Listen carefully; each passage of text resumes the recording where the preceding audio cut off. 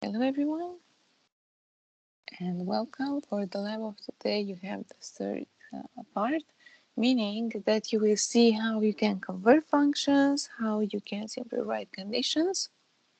Then for in case of groups you will be grouping the data as well as you will take data from multiple tables according to joins, and you will apply subjoins such that you can have criteria based on them. In the case of the SQL syntax, it means that firstly, the first keyword that you need to type when you want to write a query is select. Then you've got the column name, after which you apply a certain aggregate function. And this aggregate function can be a sum, minimum, and average according to a column name. And these column names, they are taken from a certain table, after which you can provide a filtering done per column, meaning that you can have your column name and then you have your operator, whether it's greater than or less than a certain value or equal to. You can also have that operator with like in case of strings. Also, you can group by according to a column name.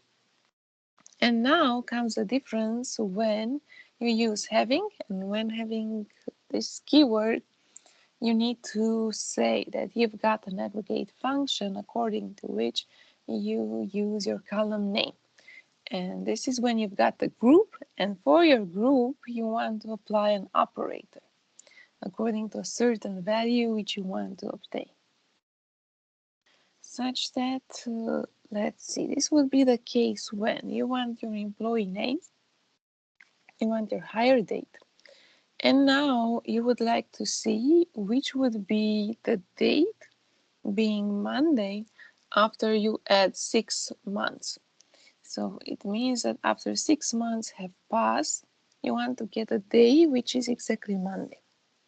And in this case, you have some aggregate functions, meaning that not only you get a day, but you also want to create a string, such that in this case. So first of all, what you need to do is to apply for add months. On hire date, you want to add 6 months. And then you want to see which would be the day, next day, such that you obtain Monday. And having it, you want to take it as a char, which you just have this FM is to format the day. So you take the day, which would be Monday. You would have the, according to the date, you see that you have this upper D, which is for date. You can have the tense of or so on. And you put it according to a month, okay, and then you get the year. It is like you did inserted it was in the YY format. Okay,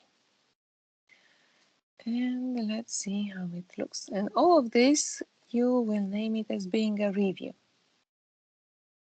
So we go to SQL commands and having it in this way. Review. So you get your last name, you get your hire date, and now you would have the date, which would be, as you can see, after 6 months, and you want it to be Monday. So the date won't remain anymore this 17. It will be another date like 21st.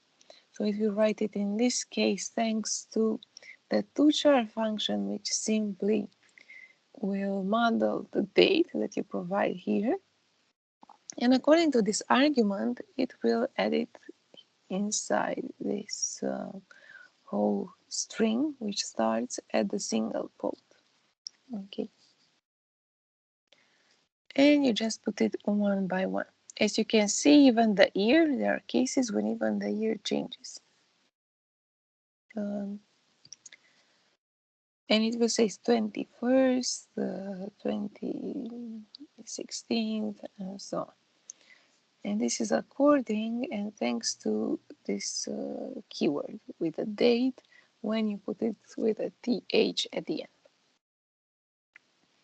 Okay, what else you can do is to concatenate according to aggregate functions, such that here you would like to display how much an employee earns currently, and also you have this FM. So again, the FM is for formatting, and now you would like to format the salary. So this first argument, as you also did modify this first argument, which was inside the to chart, and for it, what you want to obtain is to have the salary transform such that you've got 1,000 separated by a comma, and the sets you have them separated by a dot.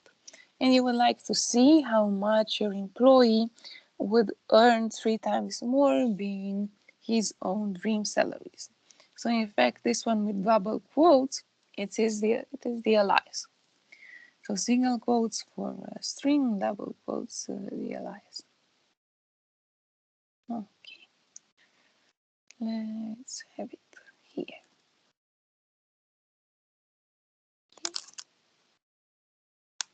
See it better.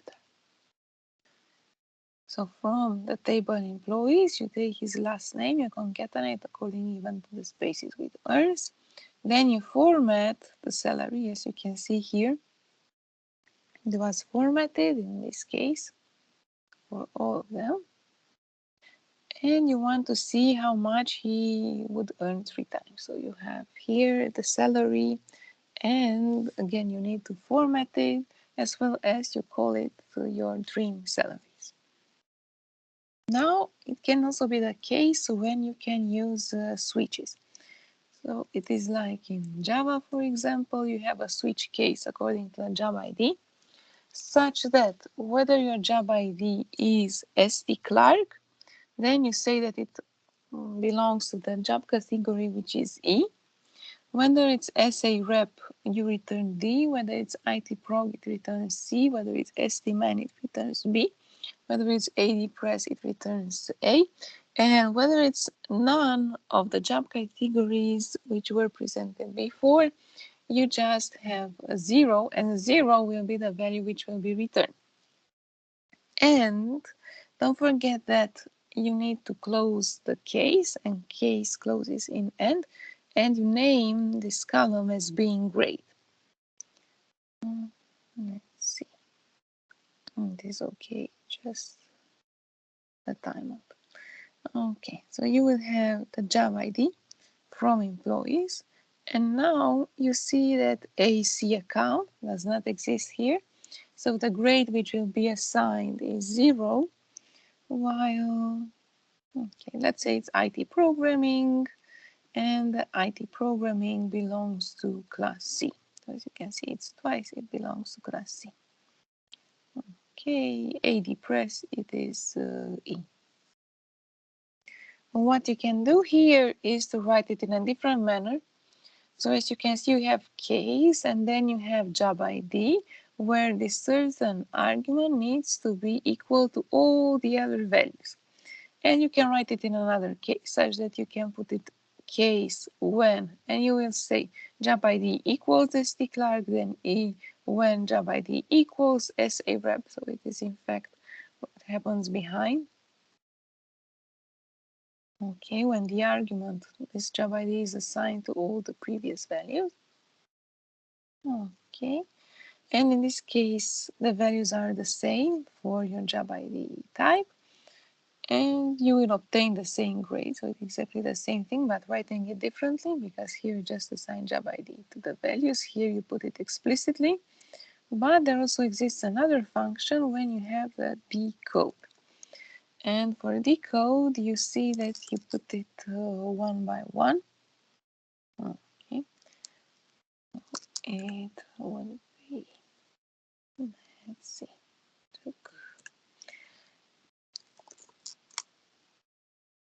we have the decode. So when having a decode, you have first in job ID. Okay, so this job ID is the one which gets interpreted, and whether it's ST Clark, it will have the value E. Okay, so you replace it with E. When it's SA Rep, you replace it with D. So you have pairs. Whether it's IT programming, you replace it with C.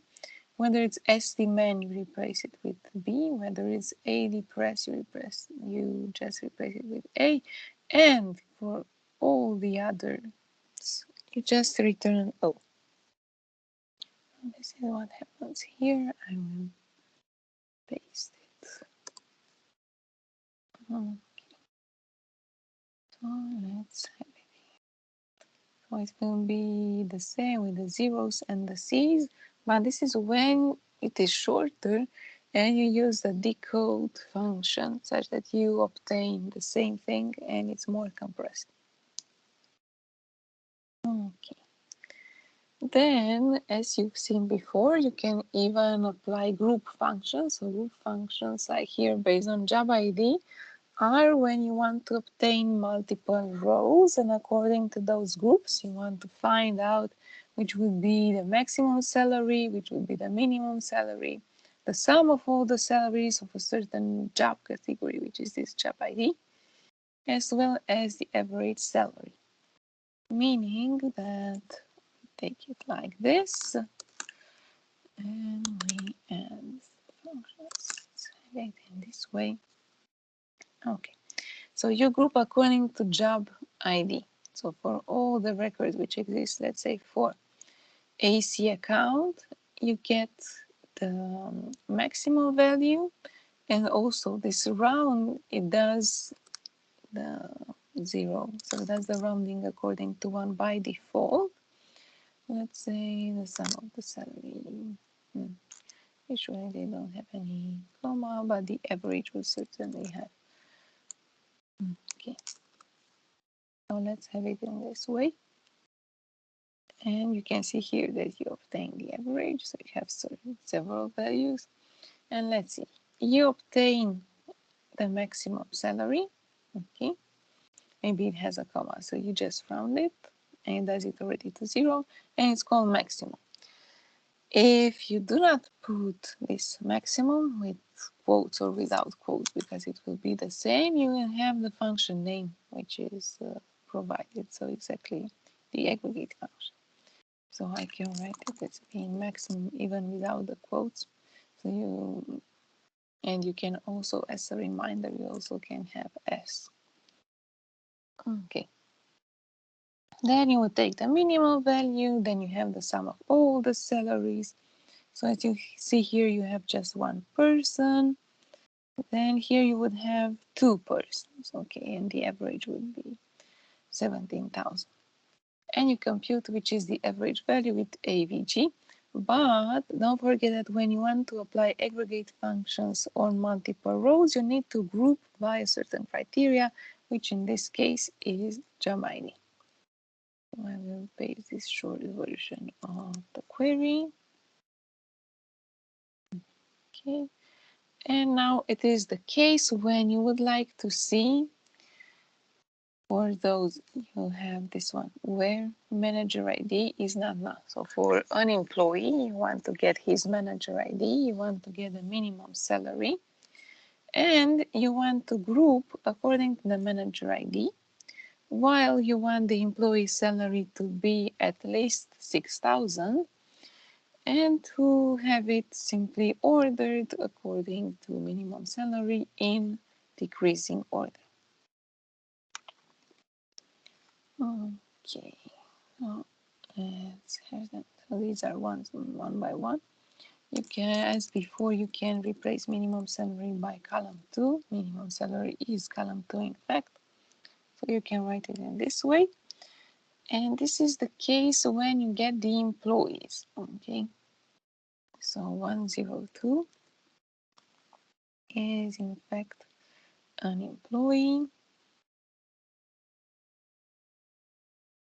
Okay, you go to data and you have the employees. Okay, with Alex, and we have the employee with manager ID. And you take them one by one, but it was in decreasing order according to the salary. So Nina will also appear. Okay, and you can get more rows. Okay, and you get them one by one. But this is the case when you put a certain minimum salary. Okay, And this is how you group them. So you group and you take the minimum one. So this is why the others did not appear. This is the minimum salary for your manager ID. Okay, so you take the manager, all right, as well as you see who it would be, or if I put it with is null, in fact it would be the president. So this is the president. And here you would take the bus. So you would look at the ID of the bus, which was Nina, and you would see who would be it. Okay. Now you would return to your basic set. Okay, because even for one manager, you have several employees in the hierarchy, so these are the minimum values. Okay.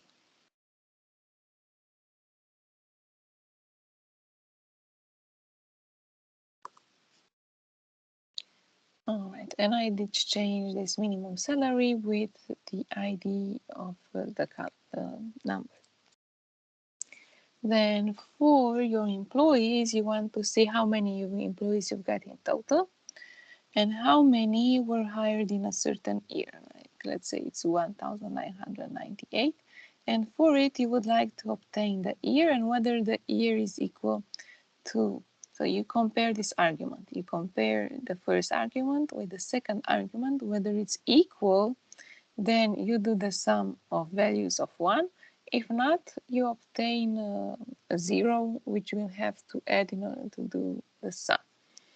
And having it, you would have a decode because in fact, you have the two char. So you have a 1 and a 0. You decode it as being a number and you would simply compute the whole sum. Let's see which would be these values. You have them one by one, and you get that you have 20 employees in total, and you have 3, 3, and 1 employees since 2000. Then you can even group based on department. But what you can see here is that you don't add any more the zero. So this can be optimized by simply neglecting the zero value. So imagine if you have thousands of rows or even millions of rows with these zeros at the end, it is costly and it has no meaning because you won't change the result. If it's not -1 or something, it's 0 and you obtain the same thing. So I will also paste here. Then for the department ID, you want to get the job according to its ID and to see which will be the salary for those working in department 20, 50, 80, 90, as well as you do the sum of all the salaries. And what you would do, because you do the sum according to it, is that you group it according to your job ID. So everything given regarding the department, everything depends on that one. So you see here that you have MK, man representative, like SD Clark, SD man, and you have it in department 50, 80, someone, okay. And you also have the ones from 90 with AD press. Okay. Then you have the SQL joins. Now this is how you can simply link data, and you have several ways of doing it. Okay. First of all, okay. This means that here, I'm going to take it this way. You have two tables, A and B. So you can see A and B as having here a set, which is A, and a set, which is my B. Okay. And now, whether I want to link them, you would use a join. When you have table A for which you apply the left join, meaning that you take all the elements of A and you want to see what is linked to B, you see that you also need the A of key to be equal to B of key. This means that you also have this one, the link between them. So in this case, what you would obtain is the whole set A. Similarly, in the mirror, you can have the select according to table A on which you apply a right join with table B, meaning that you take all the elements from table B and now you look that you also need to have common keys, meaning that you take the whole set B. Then you can have the left join, so you take the set A, and you have A of key equal B of key, but you have B of key is null. So you have nothing in common, meaning that you have the A minus B. Okay. And here you have it similarly, you have the B minus A.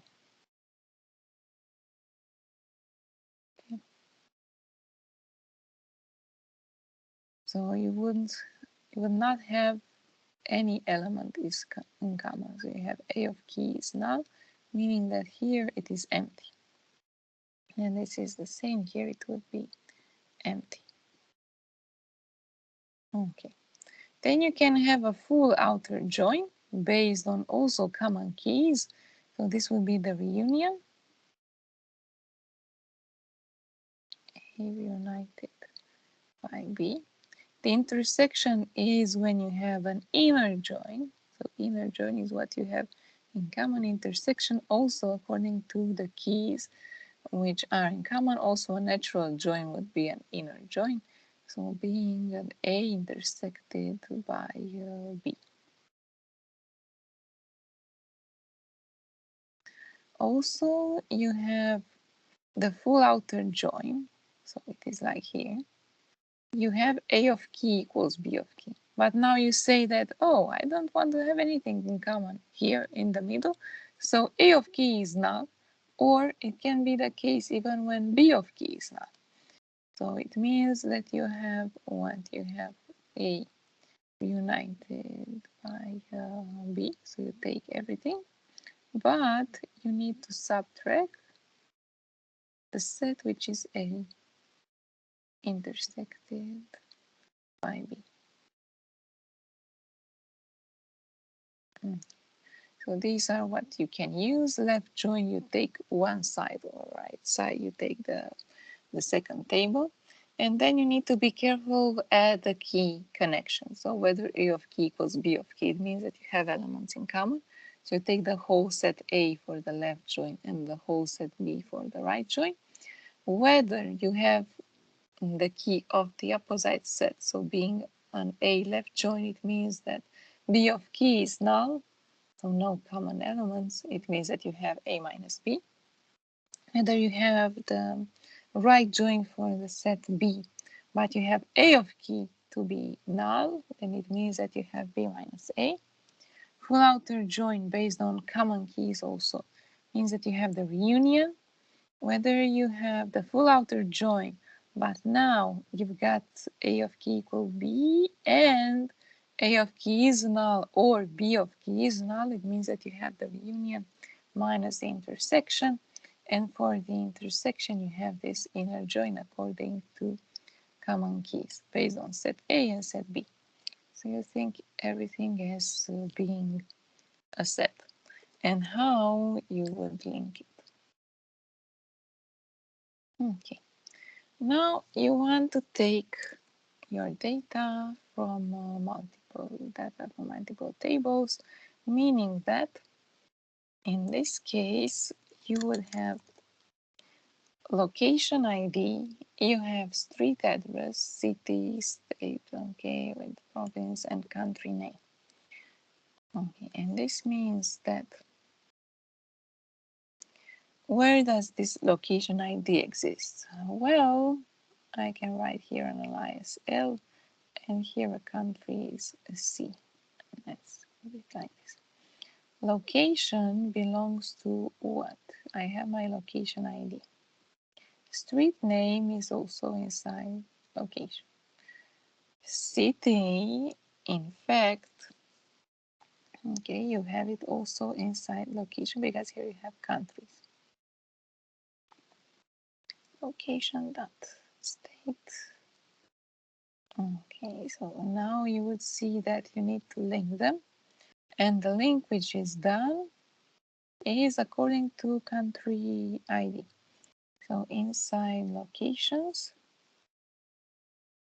you see that you have location ID. So this is why I take it from location. Street name exists here. City exists here. We have the city, province, okay, which is also inside. So this would be L, okay, because inside countries you have just the country name. And country name is taken from your table C. So here this natural join means that you do the inner join where you've got what you have location dot country ID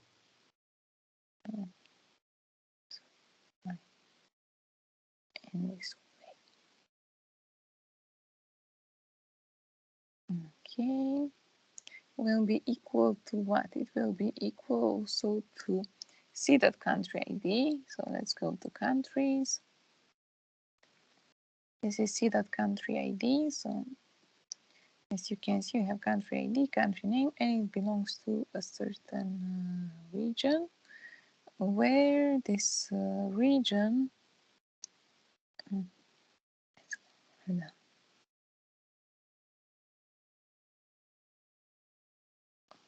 okay, is in fact the continent. So you think that always some part belongs to a bigger part. So this is how you link them. C dot country ID, which is the primary key inside it.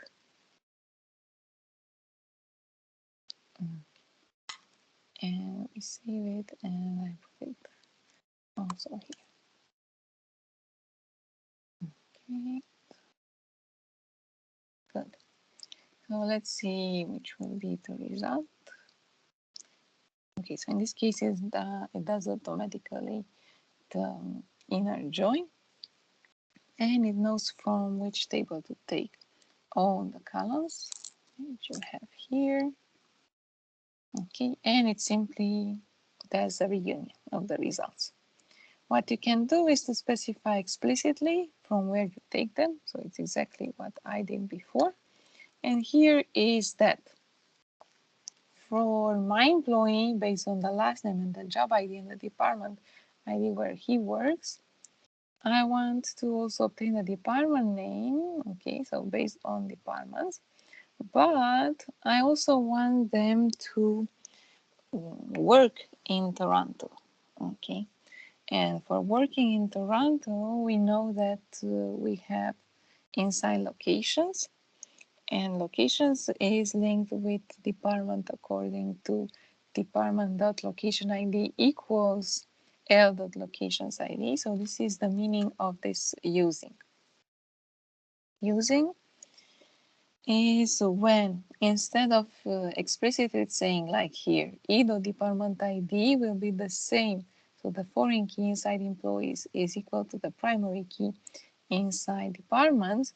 Here you will have to link your departments. Here it is. And you link departments based on location ID. Okay. And you have your location according to the city. Okay, so as you can see, you have location ID with the street address, postal code, city, and state. Okay, as well as the country ID. So you can even put another criteria here also to filter according to the country. And we will have last name from employees, job ID from employees, department ID from employees, and the department name from D.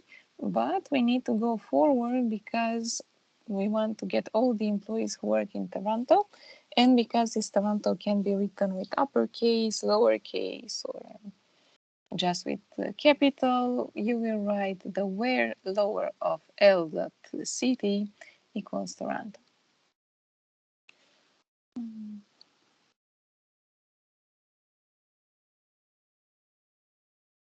So we paste it this way. We have then found that, and you have the operation. And you just receive the values. So instead of equal, you can even write, you can put like. Okay. And you take the one by one and you add the aliases to tables, because as you can see, it is much easier to write exactly that. It's not employees or department ID, it's in fact E or department ID. And the same in the case of the other tables. Now what you can also have is to involve a subquery, and the subquery is the one which gets resolved first. So like here you want to get those employees according to their ID, name and salaries. You take everything from employees, but you want the current salary to be greater than the average salary which an employee earns. So this is the case when you've got a subquery. You need to obtain the average salary, based on which you do the filtering, and you can even have the order by salary. This means that it is in ascending order. So you can put it in descending order with your desk. Okay, so you would receive just those employees according to the ID who earn more than the average salary. Okay, so if I would just take this one away, you would see that you have more results. Okay, so you have 20 rows. You don't have just 8 rows, okay, according to your average salary. This is when, as you can see, you compare it with greater than, because you have just one value. Okay, if you have multiple values, you put any in front. Well, let's see. Here it would be to get those employees with last name and salary, where the manager is in fact the employee who has the last name as being King. Okay. So we have it in this way. First, you would need the King, the employee ID of King, okay, and after having it, you can do the filtering of every rows from employees, such that you get those just where the manager ID is equal exactly to the employee ID of my person King. Then, as I said, you can have multiple values, and this is the case when you want to get the employees according to their last name, and you want their salary to be greater than all the salaries which exist in department 60. So you will have to write in the subquery to select the salary from employees where department underscore ID is equal to 60. And for the subquery in front of it, in order to have all the employees with last name, when their salary is greater than any of the salaries in department 60, you have a set of values. So this is why you apply any in front, and you just receive the output. It's okay, it's just an internal Oracle crash. Okay.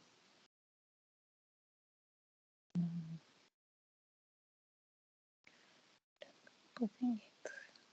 So this is when you have multiple values. Okay. Multiple values. Okay, in the case of the subquery. And now you've got the activities. For the first activity, this is the one with the dream salary. So in fact, you already have it solved. It was here at the beginning. This one is when you concatenate everything and you've got an aggregate function and you obtain the salary which is multiplied by 3 according to the format. Okay. Then you will have to see whether the commission is null.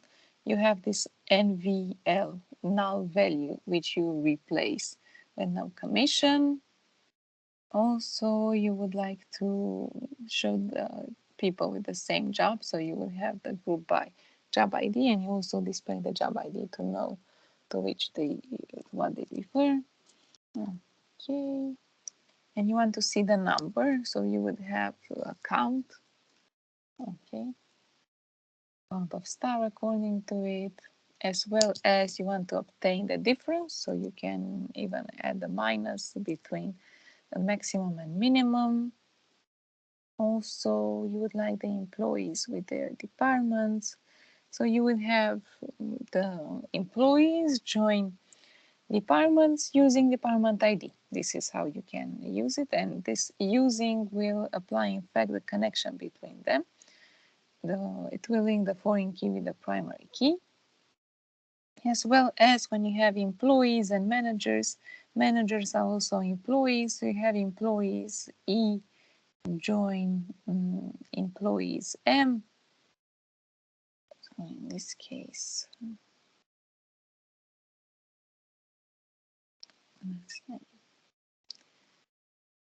okay, say it's E dot last name. Let's put the manager first. Manager last name, E dot last name. And now you take it from employees E, join employees M on, and we will write E dot manager ID is equal to M dot employee ID. The manager has a primary key, which is employee ID. And in order to link the employee with the manager, you will have the manager of my employee will be equal to the primary key which exists and which is associated to my manager. So in fact, King is the manager of Kohar, of Lehar, and so on. So this is how you do the connection here. A manager is an employee himself. So you link this foreign key of manager ID belonging to employee with the primary key of my manager. Okay. Then you want to see all the employees and to include also King, which has no manager. So this is the case when you have the left outer join. So remember that you have this worker, okay? It left outer join, and it means that you get the whole set. It is like before, left, okay? You take the whole set placed on the left. You also have employees which who have last name, and inside it to have you. So you have this like you between the single quotes. Okay, as well as here you want to see, okay, this is the department location ID. So you would also reach until locations, and it is exactly this case. When you have employees, departments, and also locations. All right, and you have the executive department. So you have the department name, which is placed inside departments. Let's see. You have the join, the inner join between them. And for departments, you have here department name, and you link it according to the ID. So it will be according to 90 inside employees. And this is all that you need to do for today. So I will close recording.